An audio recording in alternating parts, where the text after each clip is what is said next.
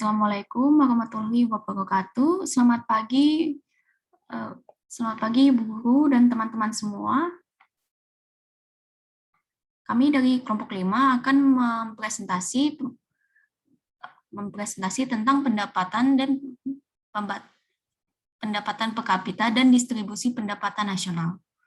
Anggota kelompok kita adalah Andira Putri Rahayu absen 1, Desvina Mardiana Putri absen 10, Kayla Abigail Fitna absen 17, Togi Ozora absen 35, dan Zakira Syafa absen 38.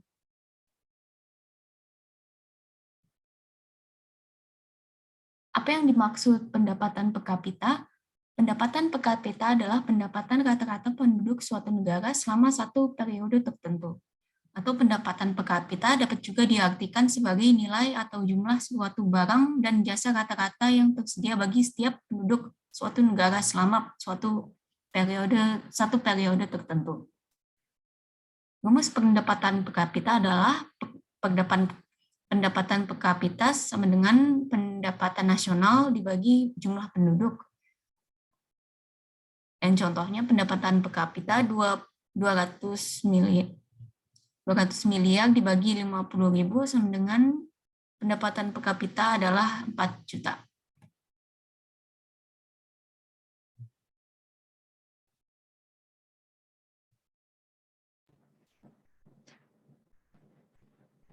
Perhitungan pendapatan per kapita nominal.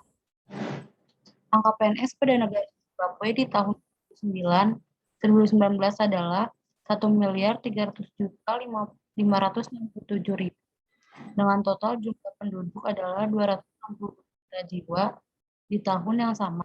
Maka rumus perhitungannya adalah sebagai PPK sama dengan PNS dibagi jumlah penduduk sehingga nilai PPK pada negara Zimbabwe adalah 1.300.567.000 dibagi 262 juta sama dengan 4.963.996.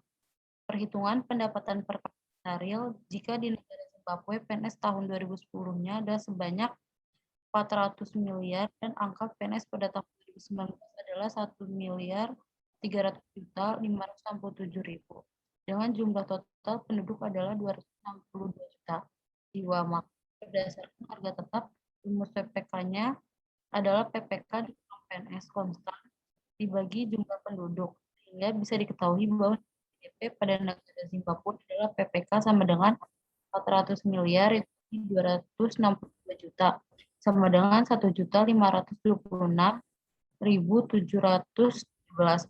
Berdasarkan perhitungan tersebut, maka bisa kita ketahui bahwa pendapatan nominal pada negara Zimbabwe adalah 4.963.996 dengan nilai pendapatan realnya sebesar 1.526.717. Dari data tersebut, maka bisa kita tarik kesimpulan bahwa PPK nominal ternyata kali lebih besar daripada PPK realnya.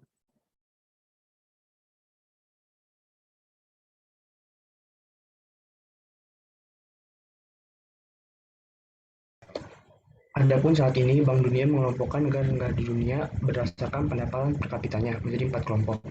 Yang pertama, kelompok negara berpendapatan rendah atau lower income economies, yaitu negara-negara yang memiliki PNB per kapita lebih kecil dari 1.035 US dollar.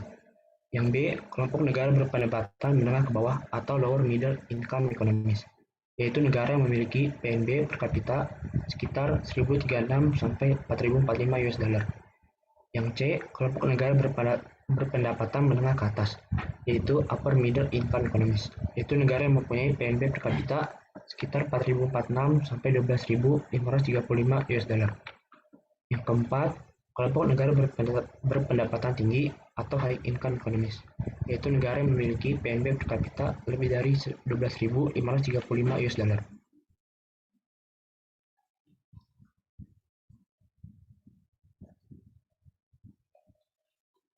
Manfaat perhitungan pendapatan per kapita meliputi hal berikut ini. Yang pertama, untuk mengetahui tingkat kesejahteraan dan kemakmuran masyarakat suatu negara dari tahun ke tahun. Yang kedua, untuk mengetahui tingkat produktivitas suatu negara. Yang ketiga, pedoman pengambilan kebijakan dalam bidang ekonomi.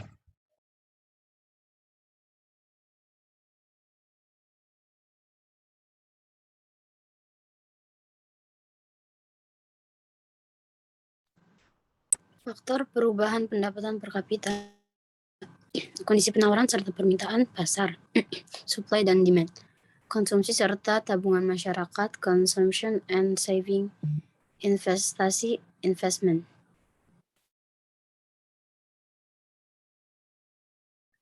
Distribusi pendapatan nasional. Terdapat dua tolak ukur untuk mengetahui kemerataan pendapatan. Rasio indeks Gini biasa disebut koefisien Gini. Koefisien Gini adalah ukuran ketimpangan atau ketidakmerataan pendapatan suatu negara. Angka koefisien Gini berkisar antara 0 sampai 1. Semakin kecil koefisien Gini, semakin merata distribusi pendapatannya. Semakin besar koefisien Gini atau mendekati 1, semakin tidak merata pendapatannya. Di sebelah kanan ini ada tabel dan bentuk kurvanya.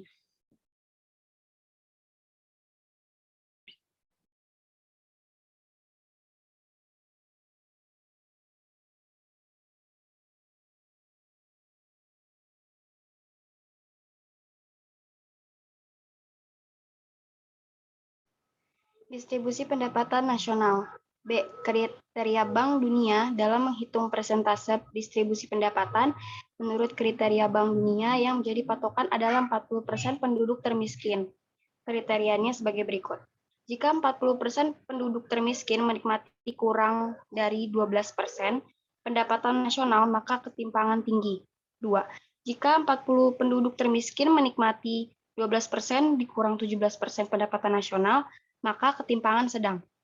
3. Jika 40% penduduk termiskin menikmati lebih dari 17% pendapatan nasional, maka ketimpangan rendah. Terima kasih.